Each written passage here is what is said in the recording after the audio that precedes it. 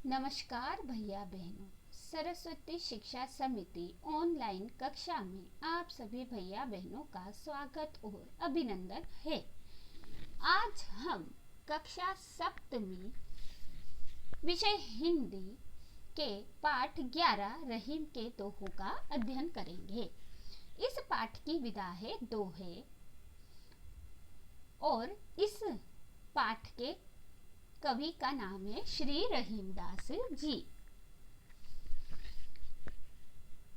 कक्षा सप्तमी की पाठ्य पुस्तक बसंत भाग 2 के पाठ 11 रहीम के दोहे के अध्ययन बिंदु निम्नानुसार है।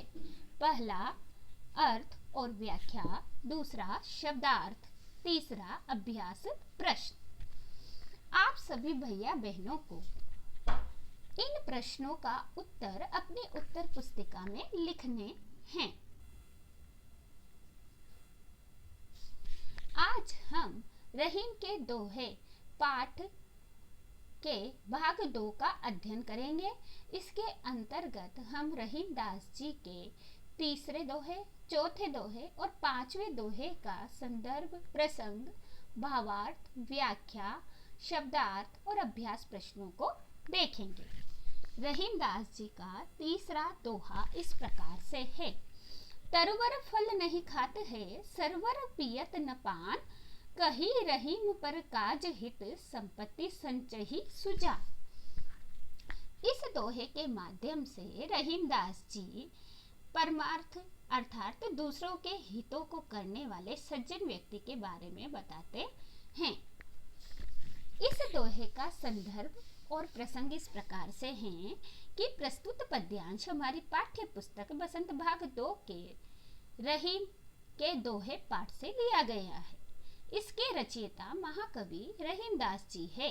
इस दोहे के माध्यम से रहीमदास जी परोपकार के महत्व का वर्णन करते हुए कहते हैं कि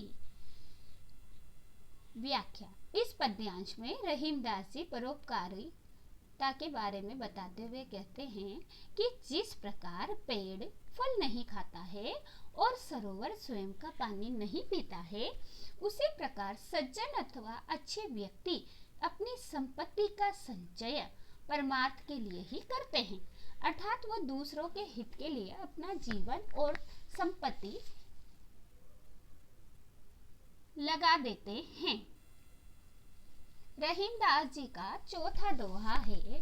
तोथे बादर क्वार के, ज्यो रहीम घघरात, धनी पुरुष निर्धन भय, करे पाछली बात। इसके माध्यम से रहीमदास जी तोथे बादर और धनी पुरुषों के बारे में बताते हुए कहते हैं।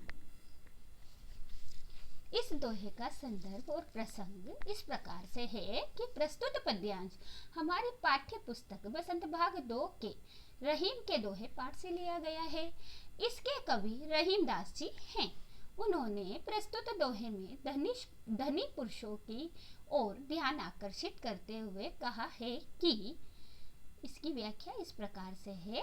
इस पद्यांश के माध्यम से रहीमदास जी कहते हैं कि जिस प्रकार क्वार के महीने के बादल बिना जल बरसाए खाली उमड़ घुमड़ करते रहते हैं, उसी प्रकार से धनी व्यक्ति जब गरीब हो जाता है तो वह पिछले दिनों को याद करते रहते हैं, अर्थात जब समय निकल जाता है तो वो पुरानी बातों को याद करते रहते हैं। पांचवा दोहा इस प्रकार से है। धरती की सी रीत है, शीत घाम ओ में, जैसी परे सो सही रहे, जो रहीम यह दे। इसके माध्यम से वो धरती की सहनशीलता के बारे में बताते हैं और इस दोहे का संदर्भ और प्रसंग इस प्रकार से है कि प्रस्तुत पद्यांश हमारी पाठ्य पुस्तक बसंत भाग 2 के रहीम के दोहे पाठ से लिया गया है। इसके कवि रहीमदास जी हैं। उन्होंने इस दोहे के माध्यम से हमें धरती अथवा पृथ्वी के समान सहनशील बनने की प्रेरणा देते हुए कहा है कि व्याख्या इस प्रकार से है।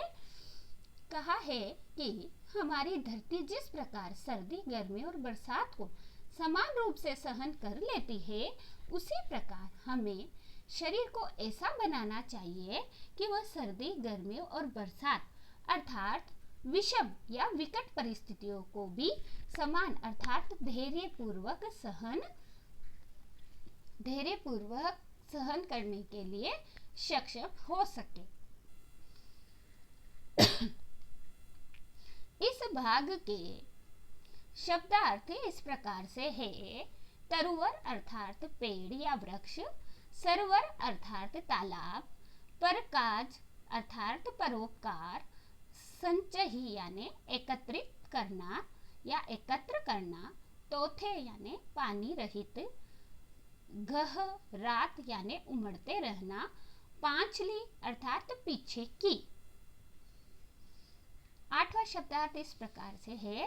रीत अर्थात रीति या व्यवहार, शीत अर्थात ठंड, घाम इसका तात्पर्य है धूप या गर्मी, सही यानी सहन करना, देह अर्थात शरीर, त्यों अर्थात उसी प्रकार से।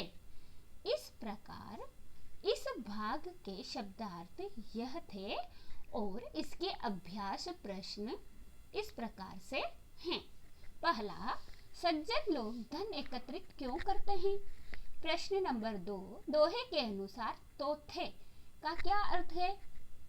प्रश्न नंबर 3, दोहे में शीत और घाम शब्द का क्या अर्थ है? प्रश्न नंबर 4, मनुष्य को किसके समान धैर्यशील होना चाहिए? प्रश्न नंबर 5, धरती की तुलना किससे की गई है? इस प्रकार ये पांचों प्रश्नों के उत्तर आप सभी भैया बहनों को अपनी उत्तर पुस्तिका में लिखना है। धन्यवाद।